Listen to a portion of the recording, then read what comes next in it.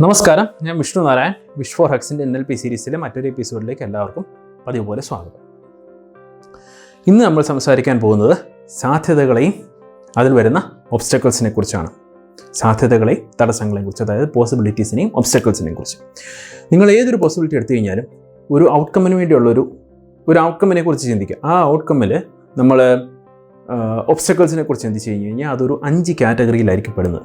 നമുക്ക് ലിസ്റ്റ് ചെയ്യാൻ പറ്റും. 5 കാറ്റഗറിയിൽ നമുക്ക് ലിസ്റ്റ് ചെയ്യാൻ പറ്റും നമ്മുടെ ഒബ്സ്റ്റക്കിൾസ് എങ്ങനെ വരുന്നതെന്ന്. അതിലൊന്നാമത്തെ, നമുക്ക് വേണ്ട റിസോഴ്സസ് കാണില്ല.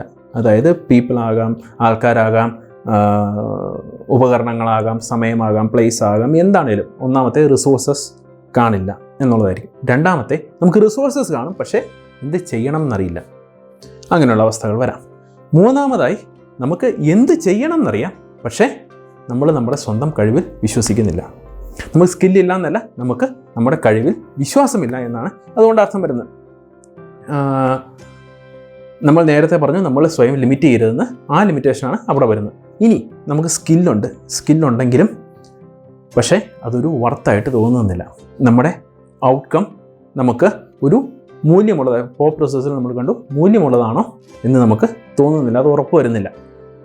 ഇനി അത് മൂല്യമുള്ളതാണെന്ന് തന്നെ ഇരിക്കട്ടെ, പക്ഷേ നമ്മളല്ലാതായി മാറും. മുമ്പിലത്തെ വീഡിയോയിൽ നമ്മൾ കണ്ടു, നമ്മുടെ ഔട്ട്കമ്മിൽ നമ്മുടെ ഐഡൻറ്റിറ്റി കീപ്പ് ചെയ്യുന്നുണ്ടോ, നമ്മളായി തന്നെ ഇരിക്കുന്നുണ്ടോ എന്നുള്ള ഔട്ട്കം. ഈ 5 തരത്തിലുള്ള ഒബ്സ്റ്റക്കിൾസാണ് നമുക്ക് ലിസ്റ്റ് ചെയ്യാൻ പറ്റുന്നത്. നമുക്ക് റിസോഴ്സസ് ഇല്ലായിരിക്കാം, റിസോഴ്സ് ഉണ്ടെങ്കിൽ യൂട്ടിലൈസ് ചെയ്യാൻ അറിയില്ലായിരിക്കാം, റിസോഴ്സസ് കൊണ്ട് യൂട്ടിലൈസ് ചെയ്യാൻ അറിയാമെങ്കിലും വേണ്ട സ്കില്ലില്ലായിരിക്കാം, സ്കില്ല് ഇല്ലെന്ന് നമ്മൾ അനുമാനിക്കാം, സ്കില്ലുണ്ടെങ്കിലും അത് വർത്താണെന്ന് തോന്നുന്നില്ലായിരിക്കാം. അവസാനത്തേത്, വർത്താണെങ്കിൽ തന്നെ അത് നമ്മളല്ലാതായി പോവാം. ഇങ്ങനെയായിരിക്കും നമുക്ക് ഒബ്സ്റ്റക്കിൾസ് വരുന്നത്. നമുക്കിത് ഡ്രിൽ ഡൗൺ ചെയ്ത് നമുക്ക് സ്വയം അനാലിസിസ് ചെയ്യാൻ വേണ്ടിയിട്ടാണ് ഇത് പറയുന്നത്. ഈ ഒബ്സ്റ്റക്കിൾസ് യഥാർത്ഥത്തിൽ ഒബ്സ്റ്റക്കിൾസ് ആണോ അതോ ബിലീഫ്സ് ആണോ എന്നാണ് നമുക്ക് തീരുമാനിക്കേണ്ടത്. ഇതിൽ യഥാർത്ഥ ഒബ്സ്റ്റക്കിൾസ് ആണോ ബിലീഫ്സ് ആണോ എന്നുള്ളത് അനുസരിച്ചിരിക്കും നമ്മുടെ ഔട്ട്കം അല്ലെങ്കിൽ നമ്മുടെ പ്രോഗ്രസ് എങ്ങനെ വേണമെന്ന് തീരുമാനിക്കും. 3 പോസിബിലിറ്റീസാണ് നമുക്കിതിൽ കണ്ടുപിടിക്കാൻ പറ്റുന്നത്.